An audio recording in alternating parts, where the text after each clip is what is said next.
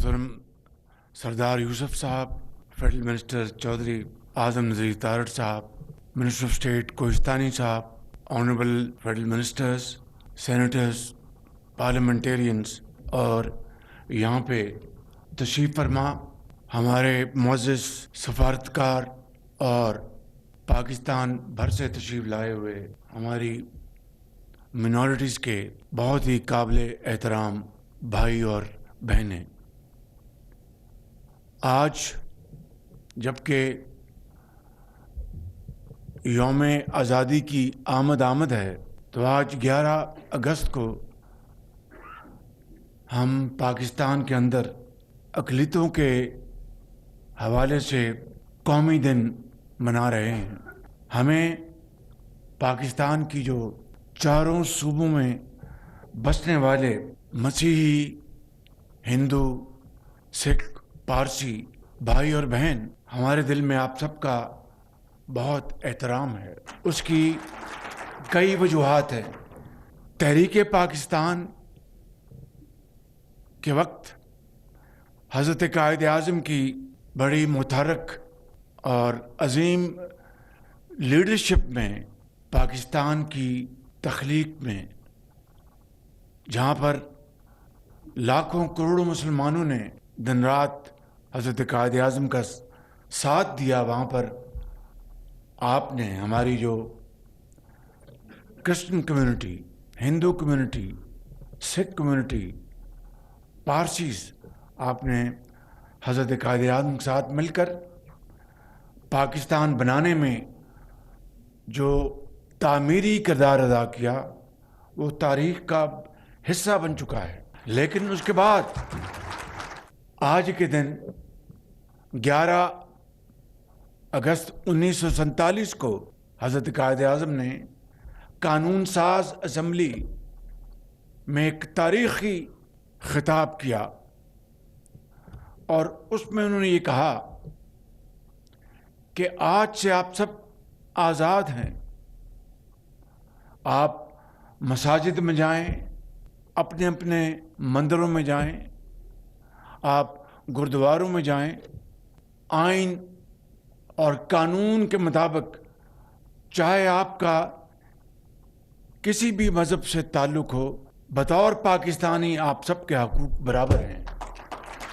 ये बात हज़रत कायद आज़म ने जब कानून साज असम्बली में की, तो उनका एक एक लफ्ज़ आज आइन का हिस्सा बन चुका है। और मैं समझता हूँ कि इस हवाले से पाकिस्तान बनने के बाद, जहाँ पर आपने अपना बेहतरीन किरदार अदा किया, अपनी तमाम बसीरत और अपनी तमाम तवानाइयाँ आपने पाकिस्तान की तामीर और तरक्की के लिए आपने सर्फ की। और इस तरह अगर आप तालीम के मैदान में देखें तो क्रिश्चियन कम्युनिटी ने बेपनाह खदमात अंजाम दी हैं। मैं ख़ुद कैथेड्रल स्कूल का पढ़ा हुआ हूँ, मेरे बड़े भाई नवाज शरीफ सेंट एंथनीज़ के पढ़े हुए हैं, मेरी बहन convent of Jesus and Mary में पढ़ी हुई हैं। कहने का मकसद ये है कि हम अल्लाह ताला के फजल करम से मुसलमान हैं। हमने इन स्कूलों में तालीम हासिल की, तो जिसने आपको तालीम के ज़ेवर से आरास्ता पैरास्ता किया, उनकी पाकिस्तान की तरक्की और खुशहाली के हवाले से अगर हम उनकी सताइश नहीं करेंगे तो ये नाइंसाफ़ी होगी। इसी तरीके से आप देखें कि पाकिस्तान की जो जंगें हुई, उनमें हमारी अक़लियत बरादरी ने बहुत ही शानदार किरदार अदा किया। फैसल चौधरी को ले लें, और फिर आप देखें इसी हवाले से आपकी जो जुडिशरी है और जस्टिस कार्नेलियस से कौन वाकिफ़ नहीं, उन्होंने, मैं समझता हूँ कि बतौर एक जज, एक मुंसफ के एक शानदार किरदार अदा किया। और फिर इस तरह जोगिंदर नाथ मंडल ان کا نام کون ان سے واقف نہیں؟ یا ایس ایل گپت سے کون واقف نہیں؟ ایس پی سنگا ان سے کون واقف نہیں؟ میں سمجھتا ہوں کہ یہ وہ ہستیاں ہیں جنہوں نے پاکستان بنتے وقت کروڑوں مسلمانوں کے ساتھ اور پاکستان بننے کے بعد قدم سے قدم ملا کر پاکستان کی تعمیر اور ترقی میں بھرپور حصہ لیا. ابھی آپ نے دیکھا کہ جن کے والد نے اپنے بیٹے جنہوں نے پاکستان کے لیے اپنی قربانی دی، میں شریک ہوا تھا رسومات میں بھی، یہ وہ قربانیاں ہیں جن کو ہمیں بڑی قدر سے دیکھنا چاہیے. سکھ برادری نے اپنا بھرپور کردار ادا کیا ہے، ہندو برادری نے اپنا بھرپور کردار ادا کیا ہے، پارسی برادری نے، یہ بہت پرامن برادریاں ہیں، انہوں نے ہمیشہ پاکستان میں امن سے زندگی گزاری، کبھی کسی لڑائی جھگڑے کا حصہ نہیں بنے. تو آج ہم 11 اگست کے حوالے سے جو ہماری منارٹیز کا دن آج ہم منا رہے ہیں، میں سمجھتا ہوں کہ اس کے لیے میں وزیر جناب سردار یوسف صاحب کو مبارکباد پیش کرنا چاہتا ہوں، اور جناب چودھری اعظم تارڑ صاحب کو بھی مبارکباد پیش کرنا چاہتا ہوں.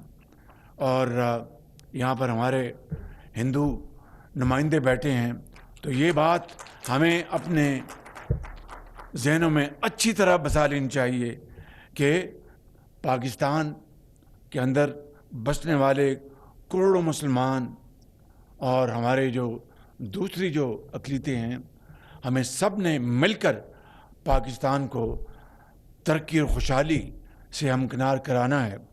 اقبال کا یہ شعر آج اس یونٹی کی عکاسی کر رہا ہے. فرد قائم ربط ملت سے ہے، تنہا کچھ نہیں، موج ہے دریا میں، بیرون دریا کچھ نہیں.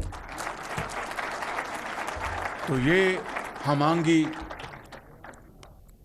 یہ باہمی تعلق، دوستی، میں سمجھتا ہوں قربت داری، یہ آج کے دن یہ پیغام ہمیں ہر جگہ پورے زور و شور سے پہنچانا چاہیے.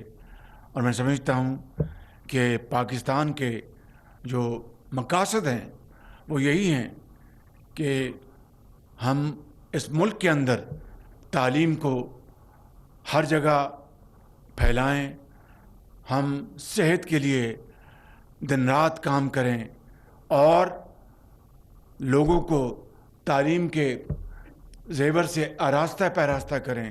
نوجوان نسل کو آج کے جو جدید علوم ہیں اس سے ان کو امپاور کریں تاکہ پاکستان دنیا کے مقابلے میں، باقی دنیا کے ممالک کے مقابلے میں عزت اور وقار کے ساتھ کھڑا ہو اس صف میں.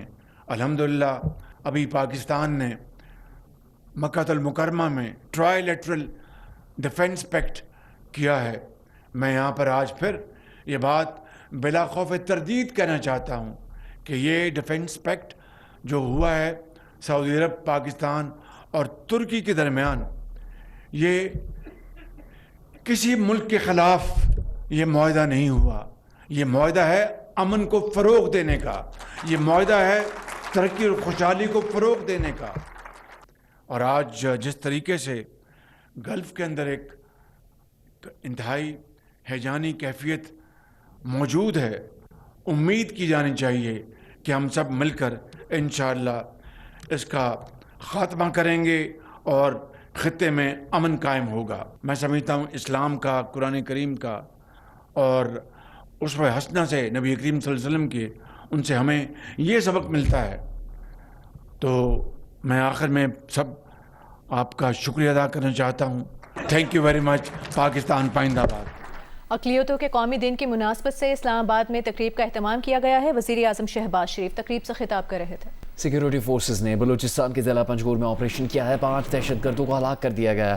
ISPR کے مطابق خفیہ اطلاعات پر فتنہ ہندوستان کے دہشت گردوں کے خلاف آپریشن میں بڑی مقدار میں اسلحہ اور گولہ بارود برآمد کیا گیا ہے۔ سیکیورٹی فورسز کا آپریشن کے بعد علاقے میں کلیئرنس اور سرچ آپریشن جاری ہے۔ ISPR کے مطابق غیر ملکی سرپرستی اور معاونت سے ہونے والی دہشت گردی کے خاتمے کے لیے پرعزم ہے۔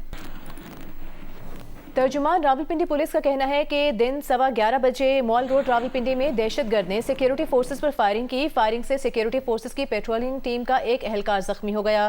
سیکیورٹی فورسز نے کارروائی میں حملہ آور کو جوابی فائرنگ کر کے ہلاک کر دیا۔ دہشت گرد کے قبضے سے ملنے والے موبائل فون دیگر سامان سے مزید شواہد سامنے آئے ہیں۔ دہشت گرد محمد حسین کا تعلق ایک مخصوص سیاسی جماعت سے تھا۔ وفاقی وزیر اطلاعات عطا طاہر نے راولپنڈی میں مال روڈ پر سیکیورٹی اہلکار پر دن دہاڑے فائرنگ کے واقعے میں PTI کو ملوث قرار دے دیا۔ کہا مال روڈ واقعے سے بہت سی چیزیں سامنے آ گئی ہیں۔ PTI کے لوگ احتجاج میں اسلحے سے لیس ہو کر آتے ہیں۔ PTI نے ہمیشہ تشدد کی سیاست کی ہے۔ PTI کے کسی بھی احتجاج کے پیچھے ان کا مقصد ملک میں انارکی پھیلانا ہے۔ پاکستان کی ترقی PTI کو ہضم نہیں ہو رہی۔ آج راولپنڈی مال روڈ پر جو واقعہ پیش آیا، ان کے مذموم مقاصد اور عزائم پوری قوم نے دیکھ لیے ہیں کہ اس طرح مسلح ہو کے راولپنڈی مال روڈ پہ سیکیورٹی اہلکار پر دن دہاڑے سر عام فائرنگ کرنا، تو یہ میں سمجھتا ہوں کہ جس طریقے سے آج یہ کیا گیا ہے، بہت ساری چیزیں دنیا کے سامنے آ گئی ہیں جس میں PTI کا جھنڈا اس سے برآمد ہوا اور دیگر دستاویزات برآمد ہوئے۔ تو یہ بات تو روز روشن کی طرح آیا ہے کہ کسی بھی احتجاج کے پیچھے ان کا مقصد صرف ایک ہے، ملک میں انارکی پھیلانا اور ملک کے اندر جو لا اینڈ آرڈر کی سچویشن ہے اس کو خراب کرنا، امن امان کو تباہ کرنا۔ PTI نے ہمیشہ تشدد کی سیاست کی ہے اور ان کا کوئی ایک احتجاج بھی پرامن آج تک نہیں ہوا۔ ان کے تمام تر احتجاج وہ آن ریکارڈ ہیں کہ یہ ہمیشہ اسلحے سے لیس ہو کے آئے۔ انہوں نے سیکیورٹی اہلکاروں پر فائرنگ کی، انہوں نے ان کو شہید بھی کیا، اور آپ نے دیکھا تھا پچھلی دفعہ کہ پولیس والوں کو، رینجرز کو انہوں نے شہید کیا۔ تو یہ پرامن احتجاج میں بلیو ہی نہیں کرتے۔ PTI کے رہنما سمنالکن راجہ نے عطا طاہر کے الزام کی تردید کر دی۔ کہا PTI کا کبھی کسی دہشت گردی سے کوئی تعلق نہیں رہا۔ راولپنڈی میں مارا جانے والا شخص کسی گروہ کا تھا، اس کا کیا عمل تھا نہیں جانتے۔ PTI ایک پرامن جماعت اور دہشت گردی کے خلاف ہے۔ کسی پرتشدد کارروائی کا حصہ نہیں، آئین و قانون کے اندر اپنی جد و جہد کر رہے ہیں۔ سلمان اکرم راجہ نے کہا کہ مذاکرات کے حوالے سے حکومت کی کوئی پیشکش موجود نہیں، ہم نے کسی سطح پر اصول کی بنیاد پر مذاکرات سے انکار نہیں کیا۔ مشال یوسفزئی سے متعلق ایک سوال پر کہا کہ انہوں نے مشال یوسفزئی کو پارٹی سے اس لیے نہیں نکالا کیونکہ وہ پارٹی میں انتشار نہیں چاہتے تھے۔ مشال یوسفزئی اکیلی نہیں، ان کے پیچھے ایک گروہ موجود ہے۔ آپ کو یہ خان صاحب نے سلمان صفدر صاحب سے جو ملاقات ہوئی تھی، اس وقت خبریں گردش کی تھی کہ آپ کو خان صاحب نے کہا تھا کہ مشال یوسفزئی صاحب کو فارغ کر دیا جائے۔ دیکھیے سینٹ سے تو میں فارغ نہیں کر سکتا نا، سینٹ میں وہ موجود ہیں، میرے پاس کوئی اختیار نہیں کہ میں ان کو سینٹ سے فارغ کروں۔ پارٹی سے ان کو نکالنے کا ایک عمل ہے، اس عمل کو اگر میں استعمال کرتا ہوں، میں نے ایک طرح سے درگزر سے کام لیا کہ پارٹی میں انتشار نہ پڑے۔ وہ اکیلی نہیں ہے، اس کے پیچھے پورا ایک گروہ ہے۔ اگر یہ عمل ہم کرتے جو شاید اب کرنا پڑے تو پارٹی میں نفاق پڑتا۔ میں نے پارٹی کی خاطر اپنے اوپر الزامات کو، اپنے اوپر اس کے حملوں کو سہا، آج دن تک سہا تاکہ پارٹی میں نفاق نہ پڑے۔ وہ اکیلی نہیں ہے، اس کے پیچھے ایک بہت بڑا گروہ ہے۔ ابھی آپ کو بتائیں گے، ٹرانسپورٹر ذرائع کا کہنا ہے کہ حکومت اور گڈس ٹرانسپورٹرز کے درمیان مذاکرات میں پیٹرولیم مصنوعات کی قیمتیں ایک ہفتے یا 15 دن تک نہ بڑھانے پر اتفاق کر لیا گیا ہے۔ بات کریں گے نمائندہ جیو نیوز عرفان نذیر سے۔ عرفان، کن نکات پر اتفاق ہوا ہے اور کب اس پر عمل درآمد ہوگا؟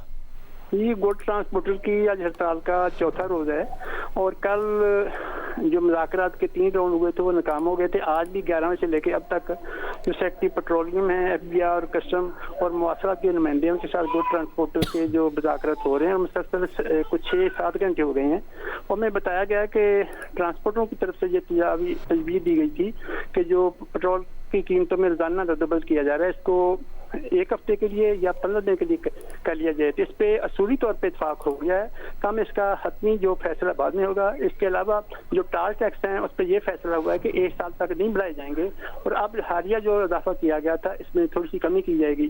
اور حکومتی ذرائع سے یہ بھی بتایا گیا کہ کراچی پورٹ ٹرسٹ بند ہونے کی وجہ سے جو درآمدی اور برآمدی آرڈر شدید متاثر ہو رہے ہیں اور اندرونی اور بیرونی کمپنی کا شدید دباؤ ہے تو شام تک مثبت پیش رفت کا امکان بہت ہے اور شکریہ امید عرفان ہے. نذیر تفصیل کے لیے. وزیر مواصلات عبدالعلیم خان سے آل پاکستان گڈز ٹرانسپورٹرز اتحاد کے مذاکرات میں 2 روزہ بات چیت میں طے پانے والے فیصلوں کو حتمی شکل دے دی گئی ہے. وزارت مواصلات کے اعلامیے کے مطابق وفاقی وزیر مواصلات کی ہدایت پر کسٹم حکام گڈز ٹرانسپورٹرز کی مشترکہ مانیٹرنگ کمیٹی قائم کر دی گئی ہے. وفاقی وزیر میری ٹائم افیئرز جنید انوار نے ویڈیو لنک پر گڈز ٹرانسپورٹرز کو اہم امور پر یقین دہانی کروائی. بات کریں گے اس بارے میں مزید نمائندہ جیو نیوز اشرف ملخم سے. اشرف بتائے گا کیا طے پایا مذاکرات میں؟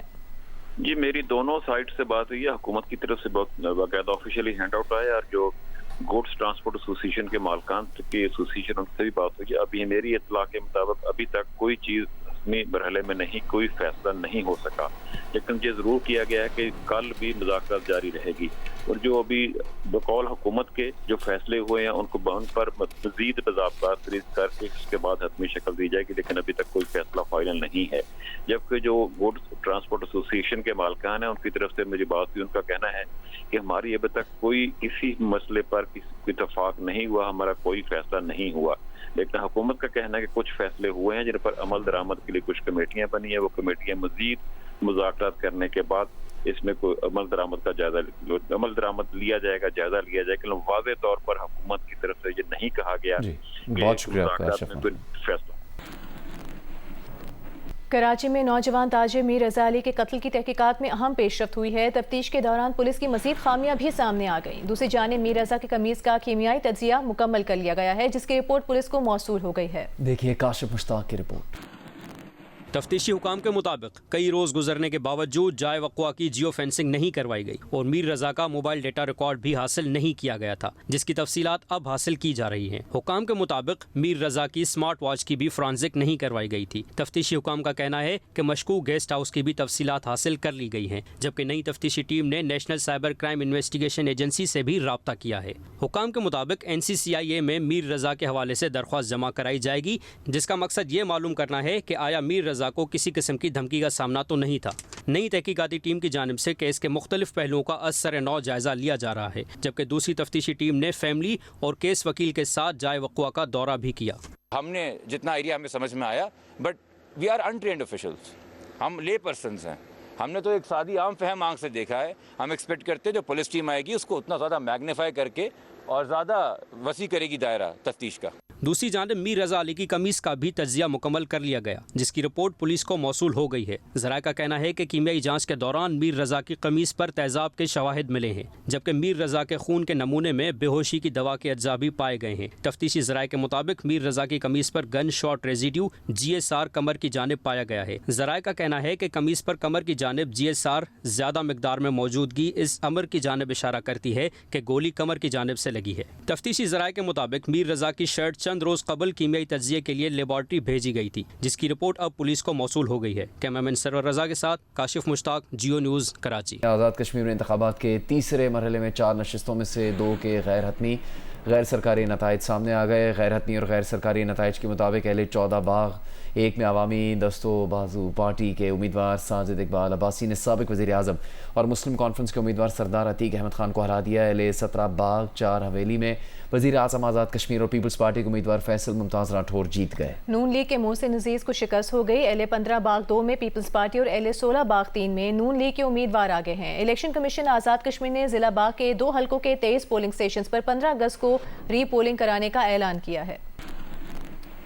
کراچی میں ملیر کے علاقے میمن گوٹ میں نالے میں گرنے والے 4 سالہ بچے کی لاش نکال لی گئی. اس بارے میں مزید تفصیل کے لیے ہم بات کریں گے نمائندہ جیو نیوز دانیال سید سے. دانیال، کیا مزید پتہ لگا ہے اب تک؟ جنید دیکھیں، یہ گزشتہ روز یہ واقعہ پیش آیا تھا ملیر میمن گوٹ میں، جہاں پر ایک 3 سال کا بچہ ہے وہ نالے میں گر گیا تھا اور اس کے بعد ریسکیو کے ادارے وہاں پر پہنچے تھے. ریسکیو آپریشن کیا گیا تھا. رات کے اندھیرے میں ریسکیو آپریشن روک دیا گیا تھا، لیکن آج صبح سے دوبارہ ریسکیو آپریشن کیا گیا تھا اور ایزی فاؤنڈیشن کے غوطہ ریسکیو 1122 کے اہلکاروں نے اس 3 سال کے بچے کی لاش نکال لی ہے. ڈوبنے والا جو بچہ ہے وہ نادر مکسی گوٹ کا رہائشی تھا. ابو تراب کے نام سے اس بچے کی شناخت ہوئی ہے اور اس کی لاش جن اسپتال منتقل کر کے ضابطے کی کارروائی عمل میں لائی جا رہی ہے. جی شکریہ آپ کا دانیال اس تفصیل کے لیے.